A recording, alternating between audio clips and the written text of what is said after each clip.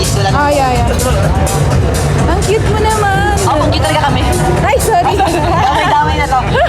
Ang tawag po natin dyan is sugar glider po. Konting kalaman po, ang mga sugar glider po is from Australia, Indonesia. Ito yung mga ano, yes, diba? naparami nila sila sa Pinas and nocturnal po sila.